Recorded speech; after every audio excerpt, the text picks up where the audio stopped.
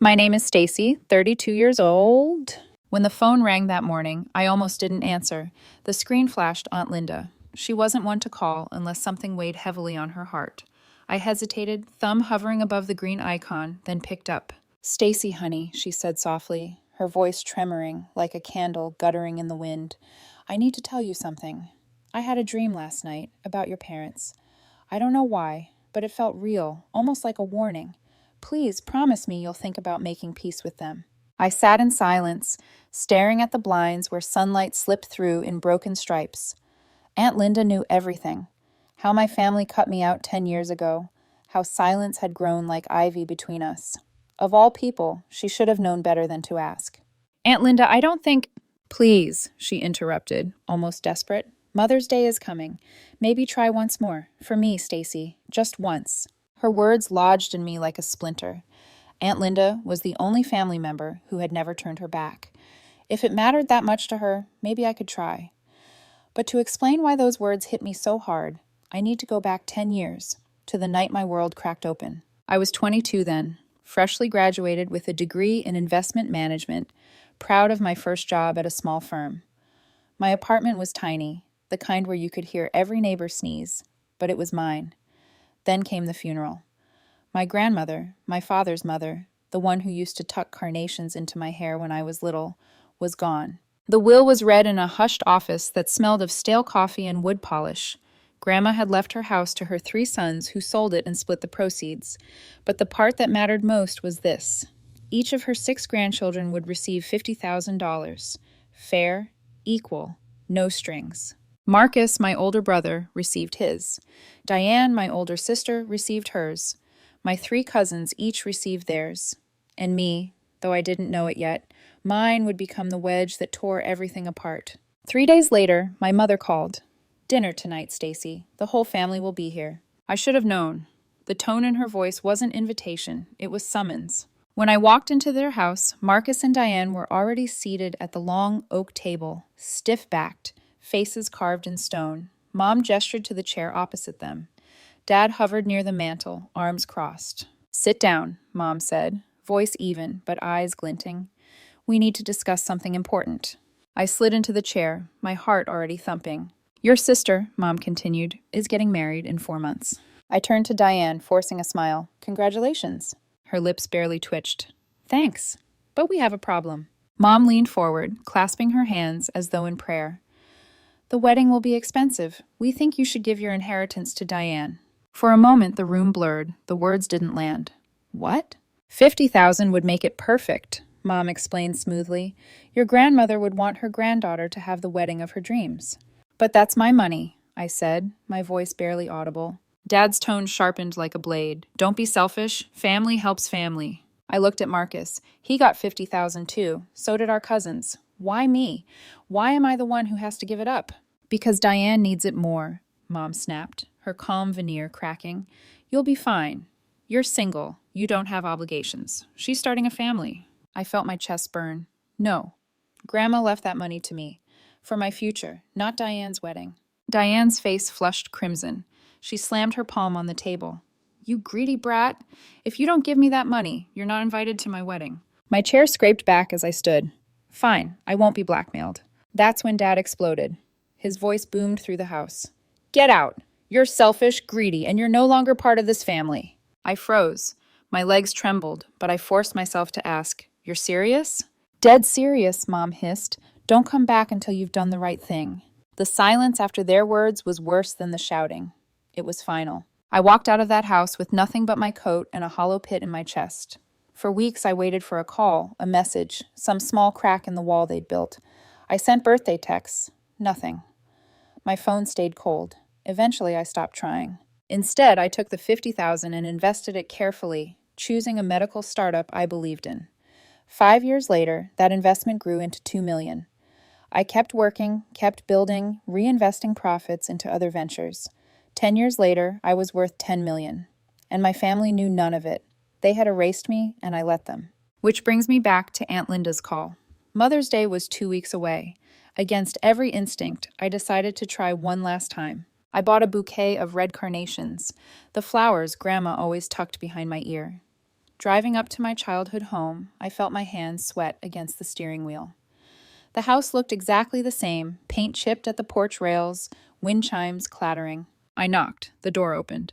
Mom's face appeared, shock flashing into confusion, then sour annoyance. "What are you doing here?" she asked coldly. I held out the flowers. "Hi, Mom. Happy Mother's Day. I just wanted to see if we could talk. Maybe work things out." She didn't take the bouquet. Over her shoulder, I saw Dad, Marcus, and Diane, their spouses clustered behind them. Diane had 2 little kids now, nieces I'd never met. I tried to step forward. "Can I come in?" Mom blocked the doorway with her body. Her eyes were steel. "You're not welcome here. Just accept that and leave." The door slammed in my face. I stood there on the porch, carnations trembling in my hands, the petals brushing against my knuckles. For a moment, I thought about Grandma, about the note she once scribbled in her Bible. "Peace that isn't purchased is the only peace worth keeping." I left the bouquet on the step and walked away, each stride heavier than the last. But something inside me shifted. Their rejection wasn't a wall anymore. It was a mirror, showing me exactly who they had chosen to be.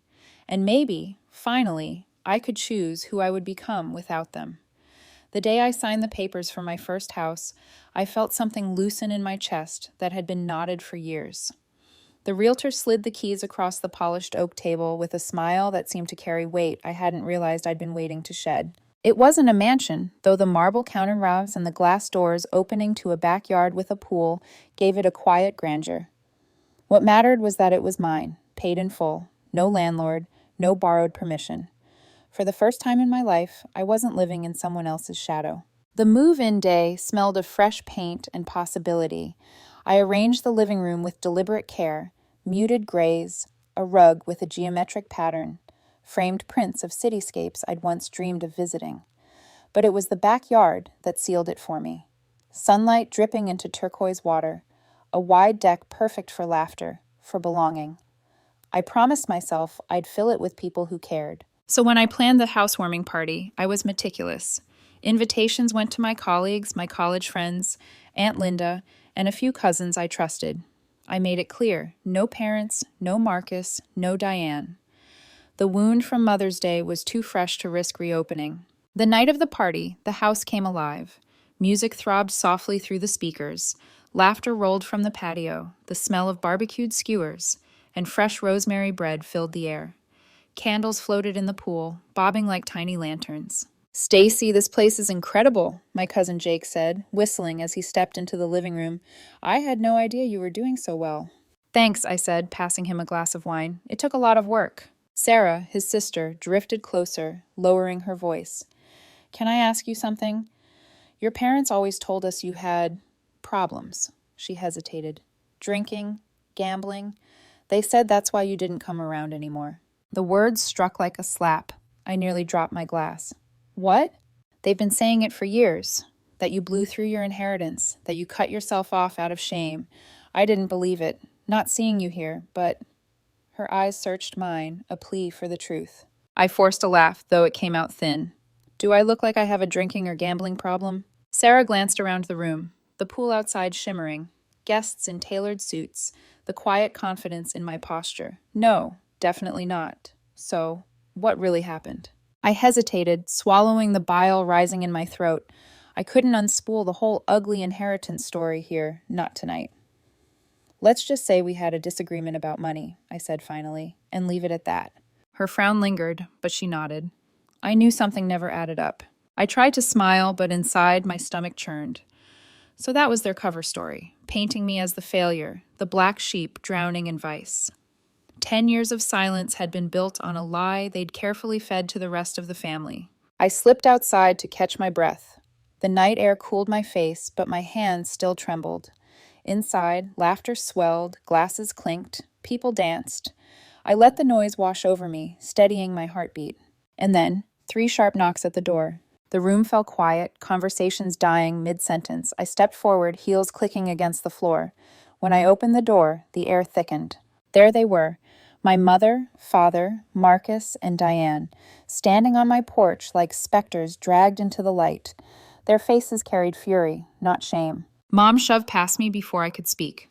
"What the hell is this?" she demanded, her voice rising with each syllable. "Why weren't we invited to your party?"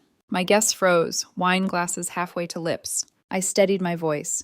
Because the last time I came to your house, you slammed the door in my face, remember? On Mother's Day. Dad's eyes swept the living room, widening at the gleam of the chandelier, the expanse of the open-plan kitchen. How did you afford this place? That's none of your business, I said, steel beneath my calm. Diane's lips curled. You've been lying to us, pretending to be poor all these years, and all along you're sitting on money. My mother's voice cracked like a whip. Only successful people can buy homes like this. You've been hiding from us, playing games. A hush fell. Every guest turned, eyes flicking between me and the storm of my family. I felt my pulse in my ears, but I refused to back down. The size of my bank account, I said evenly, is not your concern. You lost the right to ask about my life 10 years ago. Stacey, we're your family, Mom snapped, turning to my cousins. Talk some sense into her. She's making herself ridiculous. She ran away, cut contact for no reason. Jake shifted uncomfortably. Sarah looked at the floor. Their silence hurt worse than words. I took a breath. I'm asking you to leave. Now. Mom's eyes blazed. Don't you dare talk to us that way. If you don't leave, I said, voice loud enough for the whole room to hear, I'll call the police. For a moment, no one moved. Then Dad's jaw tightened. He grabbed Mom's arm, pulling her toward the door. Marcus and Diane followed, muttering curses under their breath. The door slammed behind them, rattling the frame. I turned back to my guests. Faces still pale, breaths held. I forced a smile, lifting my glass. Sorry for the drama, everyone. Let's get this party back on track. Nervous laughter trickled through the room. Slowly, conversations picked up again. Music resumed, wine poured, but the warmth had dimmed. Later that night, after the last guest left, I stood alone in my kitchen. Empty glasses lined the counters, wax from candles pooling on the table. I pressed my palms to the cool granite, breathing deep. The house, once a sanctuary, now felt invaded. I pictured their faces. Mom's fury, Dad's hungry eyes scanning every corner, Diane's bitterness. They hadn't come to celebrate. They'd come to stake a claim. Somewhere in the crowd, I remembered, a cousin had been texting under the table, camera angled just so. A careless detail, maybe, but my gut whispered otherwise. I didn't know it yet, but this was only the beginning. The morning after the party, my phone wouldn't stop buzzing. Unknown numbers, blocked numbers, desperate voicemails piling one after another. At first, I ignored them. I made coffee, sat by the window, tried to let the steam calm my thoughts. But curiosity pried me open. I played one voicemail. Mom's voice. Sharp, commanding. Stacey, we know now. You're successful. You need to share with your family. That's what family does. Another. Diane's voice, strained, almost tearful. I have a mortgage I can't keep up with. If you cared about me at all, you'd help. Marcus next. My car's dying. My wife's pregnant. You have millions. You can't spare some for your own brother? Each message bled into the next. A chorus of demands thinly veiled as pleas. Not one word of apology. Not one acknowledgement of what they'd done 10 years ago. I deleted them all. Then I blocked their numbers. But the silence didn't last. 2 days later, when I pulled into my driveway, their old sedan was parked at the curb. My parents sat inside, silhouettes stiff against the glass. The second I stepped out, the doors swung open. Dad walked toward me, his hand raised as if in truce. Stacey, we need to talk. I crossed my arms. No, we don't. That's why I blocked your numbers. Come on, honey, Mom said, her voice suddenly syrup-sweet. We're family. We can work this out. I almost laughed. We stopped being family the night you threw me out over $50,000. That was a long time ago, Dad argued. We all said things we didn't mean. You meant every word, I shot back, and the only reason you're here now is because you found out I have money. Mom's smile dissolved into a sneer. So what if it is? You should be helping us. That's your duty. I felt heat surge through me. Where was that sense of duty when I stood on your porch with flowers, begging for a chance to talk? They had no answer. Leave my property, I said flatly, or I call the police. Dad's nostrils flared. He hesitated, then turned.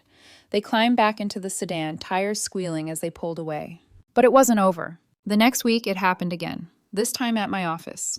I left work late, heels echoing in the empty garage. When I reached my car, voices ricocheted between the concrete pillars. Stacey, wait! I turned. All four of them, Mom, Dad, Marcus, Diane, were walking toward me. The fluorescent lights flickered above, casting shadows across their faces. My throat tightened. Are you kidding me? This is harassment. We just want 5 minutes, Diane said, her eyes glossy. I shook my head. I gave you 10 years. You chose silence. Now it's my turn. Mom stepped closer, voice trembling with forced remorse. We made a mistake. We're sorry. I raised an eyebrow. Sorry for what exactly? Sorry for kicking me out?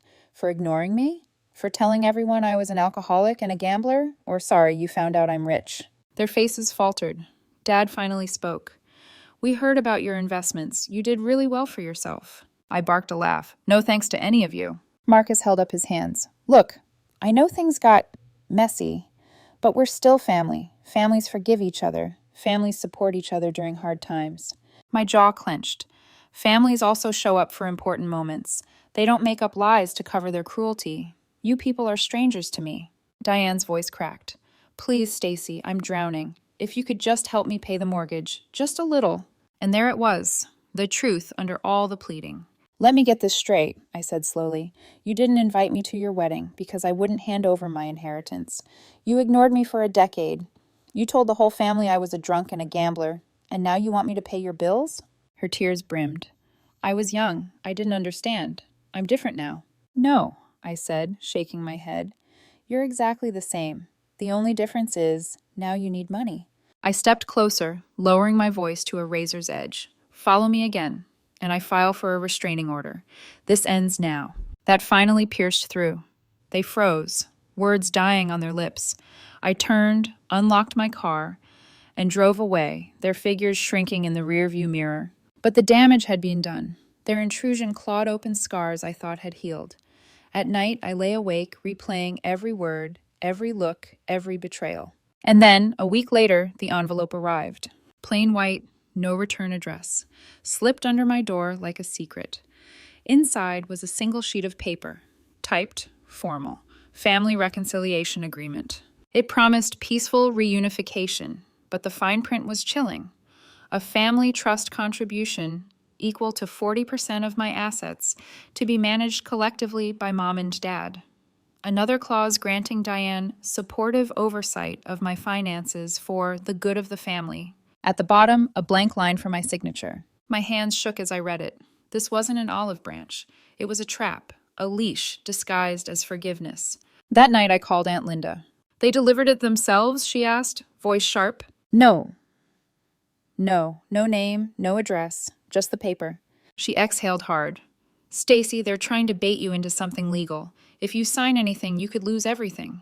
I know. I let out a bitter laugh. They didn't even bother to hide it. Not one word of love, just control.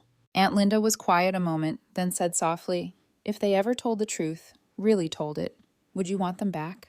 I pressed the paper flat on the table, staring at the blank line meant for my name. I don't know, I admitted. I really don't. As I spoke, I caught sight of something outside my window.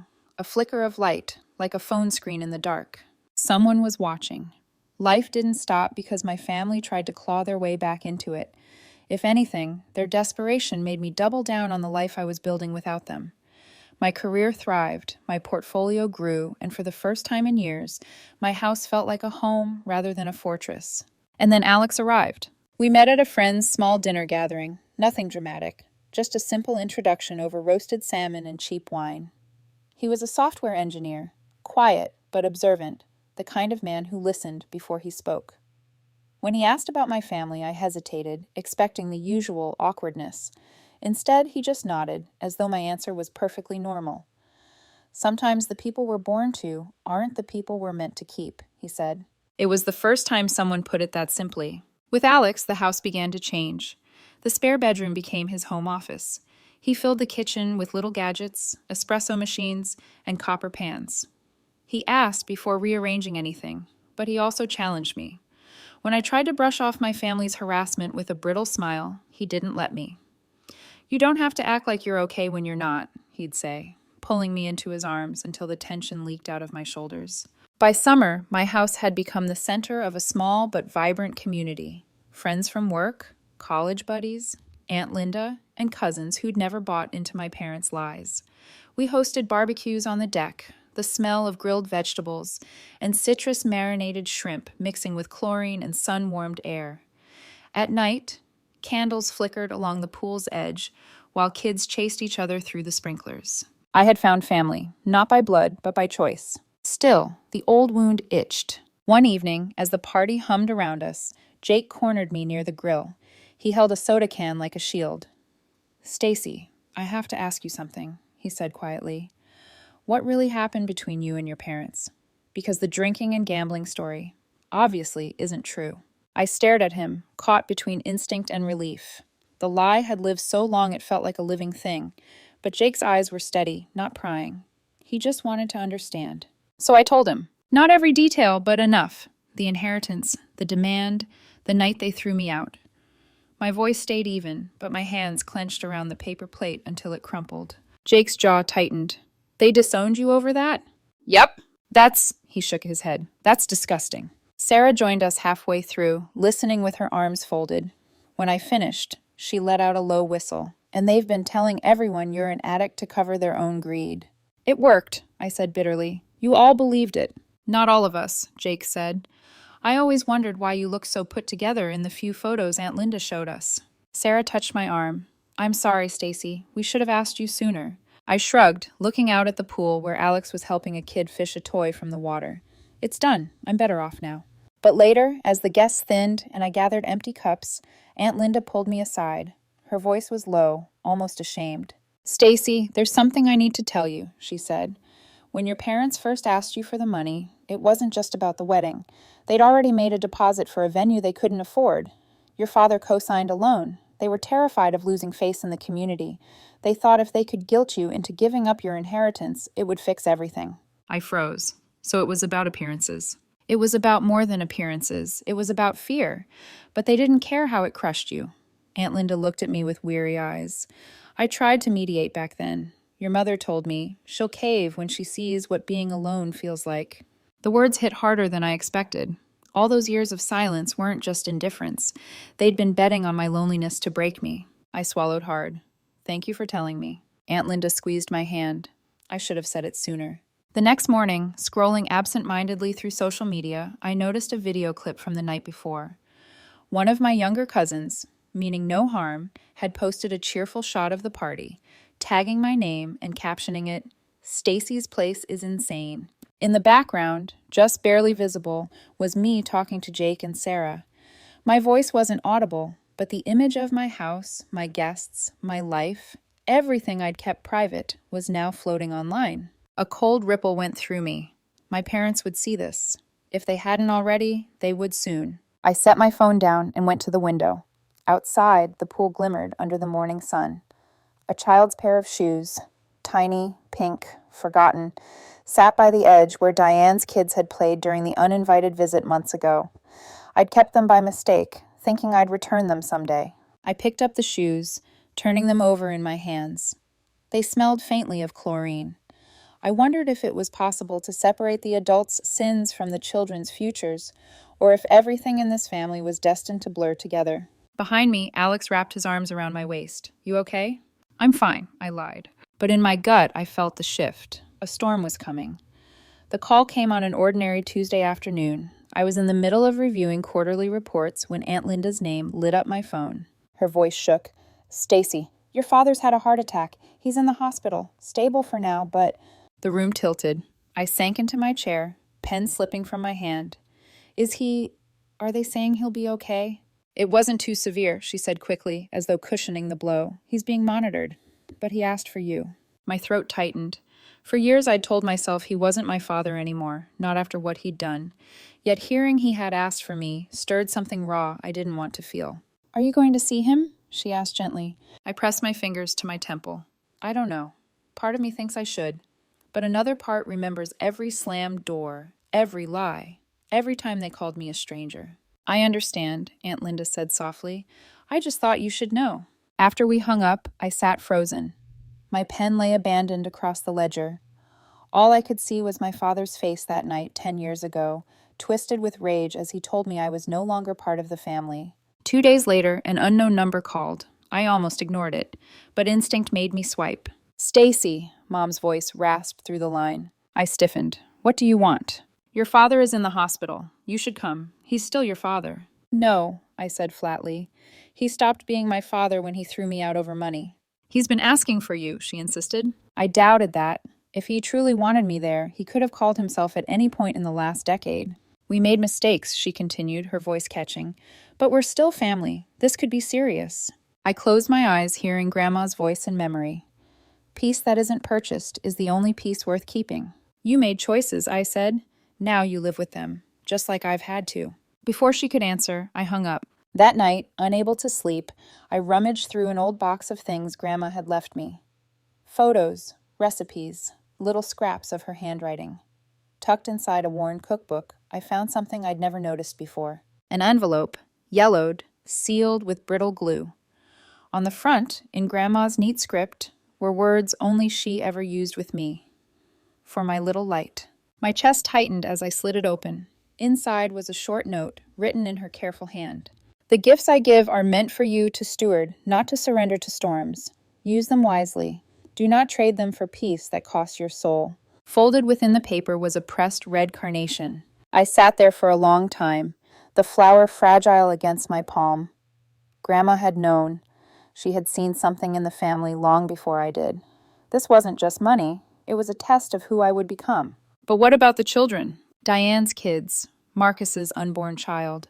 They hadn't chosen this ugliness. They hadn't lied or slammed doors or spread rumors. They were innocent. For the first time, I considered a compromise, not for my siblings, not for my parents, but for the children. An education fund, sealed and protected, invisible to the adults, a way to break the cycle without opening the door to more manipulation. I drafted the idea in my mind. Trust accounts accessible only when the kids turned 18, airtight legal barriers to keep my parents' hands off. But I didn't act. Not yet. I wanted one more truth before I decided. And that truth came, not by choice, but by betrayal. A week later, Sarah called, her voice uneasy. Stacey, I need to tell you something. Someone posted a clip in the cousins group chat. It was you, at the parking lot, arguing with Mom and Diane. But the audio was cut. It makes it sound like you were refusing to help a desperate family, like you were mocking Diane's mortgage troubles. My blood ran cold. Who posted it? I don't know. The account's anonymous, but everyone assumes it came from Marcus or Diane. Of course, they had been recording me. Sarah hesitated. Some people are starting to talk, saying you've become cruel, that money's hardened you. I closed my eyes, bile rising in my throat. They weren't just begging now. They were rewriting the story again, painting me as the villain. They don't want reconciliation, I whispered. They want control, and they'll twist anything to get it. Stacey, Sarah's voice cracked. What are you going to do? I stared at Grandma's letter on my desk, the pressed carnation still resting beside it. I'm going to make sure the truth comes out, I said. But even as I spoke, I knew the battle ahead would demand more than truth. It would demand boundaries I'd never dared to draw before. My 35th birthday should have been a night of celebration. The house was glowing, candles flickering along the pool, the dining room brimming with laughter, Alex's arm brushing against mine as if to remind me he was there, steady and certain. Aunt Linda was laughing with my friends from work. For once, the air felt easy. Then Sarah pulled me aside, her expression tight. Stacey, you're not going to like this. Marcus texted me earlier. He asked if I could take pictures of the party and send them to him. He said your parents wanted to see how you were doing. A bitter laugh escaped me. They can call me themselves if they want to know. Sarah's eyes softened. I told him that. But I think they're watching, Stacey. Always watching. Before I could answer, the doorbell rang. Not a guest. It was a courier. He handed me a thick envelope, formal and heavy. The room tilted as I read the label. Family Trust Proposal. I didn't open it right away. Instead, I tucked it beneath a stack of unopened bills and forced myself back into the party, smiling as though nothing had happened. But when the last guest left and silence reclaimed the house, I tore the envelope open. Inside was a legal document, neatly typed, polished, deliberate. It was a family trust, drafted by some lawyer who had to know what game he was playing. It proposed pooling all family assets into a collective trust to ensure fairness and continuity. My contribution? A staggering percentage of my wealth. Control of the trust? Mom and Dad, of course. It was the reconciliation agreement all over again, but wrapped in legality, dressed as unity. I knew then that ignoring them wasn't enough. They would keep coming, twisting the narrative until someone believed them. I had to end it. So I called Aunt Linda. I need you, I said. Will you be there if I face them? Her silence was brief but steady. Of course. We arranged to meet in the basement of her church, neutral ground, with an old folding table, paper cups, and weak coffee. The fluorescent lights buzzed above us when my parents and siblings arrived. Mom came in first, chin lifted as though entering a courtroom. Dad followed, his gait slower, wearier, though his eyes still darted around like a man cataloging assets. Marcus and Diane trailed behind, both avoiding my gaze. I laid the documents flat on the table. This ends tonight. No more ambushes, no more lies. We're going to put everything on the table, with a witness. I gestured to Aunt Linda, who sat in the corner, arms folded. Mom's voice was sharp. We just want what's fair. What's fair, I snapped, is that Grandma left each grandchild the same amount. And you tried to take mine. When I refused, you cut me off and lied about me for 10 years. Diane slid her phone across the table. You were cruel. You mocked me when I was desperate. I have proof. She pressed play. The recording from the parking lot filled the room, my voice cold. You're exactly the same. The only difference is now you need money. She paused the clip, glaring. See? Heartless. I pulled out my own phone, tapped the screen, and let my home security audio play. The full exchange. Their voices demanding money, threatening, my calm refusal. The room shifted. Their selective editing collapsed under the weight of the truth. Dad broke the silence. His voice was low, almost defeated. We knew the will was equal. We signed off on pushing you. I was scared, Stacey. We'd already told people Diane's wedding would be grand. If we couldn't deliver, we'd look weak. I thought you'd cave. I swallowed, stunned at the bluntness. So my future was a bargaining chip to save your pride. His gaze dropped. Yes. Then why now, I asked. Why keep coming back? Mom leaned forward, her voice trembling. Because you made it. You succeeded. And we... She faltered, then steadied. We deserve to share in that. We're your family. The words hung heavy, poisoned by entitlement. I slid another document across the table. Here's my offer. Irrevocable trust funds for the children. Diane's, Marcus's. College only. No access for any of you. In return, I want a written apology. Acknowledging the lies, the disownment, all of it. You sign, the kids get a future. You refuse, the offer dissolves. Diane's face flickered, torn. Marcus stared at the paper but said nothing. Mom's jaw tightened. We will not humiliate ourselves with an apology. Then we're done, I said, standing. For a moment, no one moved. Then Diane whispered, almost to herself, the kids deserve better. But she didn't pick up the pen. I walked out, Aunt Linda beside me. Outside, the air was crisp, the stars sharp against the sky. I exhaled, the weight lifting, though not entirely gone. Back home, I framed Grandma's pressed carnation and placed it on the mantel. Beside it, I set the tiny pink shoes I'd kept from the pool that summer. Symbols of innocence, of legacy, of the line I refused to cross. The next morning, I emailed my attorney. Proceed with the education trusts, regardless of their response. The children would have futures untouched by the poison that had corroded their parents. But for Mom, Dad, Marcus, and Diane, silence would remain their inheritance. I stepped outside, the pool glittering in the morning light. Alex joined me, his hand brushing mine. Aunt Linda was inside, brewing coffee. My house was filled with laughter and warmth again, not the kind bought or borrowed, but the kind built on truth. I had chosen my family, and that choice finally gave me peace.